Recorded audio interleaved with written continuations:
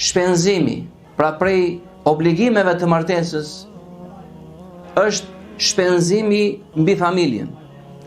Dhe kjo në origjinë është detyrë e burrit, i cili duhet të shpenzojë për fëmijët, për familjen dhe gruan e tij, bashortën e tij.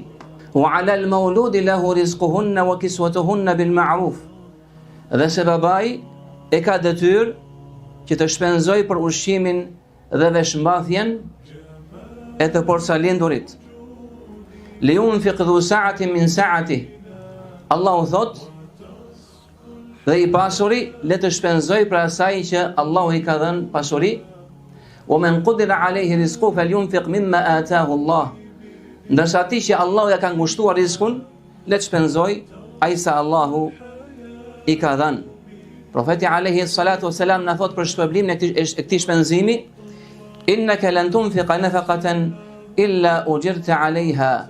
Ti nuk shpenzon diçka për familjen vetëm se ti nuk shpenzon diçka vetëm se do të shpërblehesh për të. Hatta an-nafaqata tarfa' hatta al-luqmata tarfa'uha ila fi imra'atik. Ai sa dhe për kafshatën që e ngret te goja e gruas tënde, dhe për atë do të marrësh shpërblimin e duhur.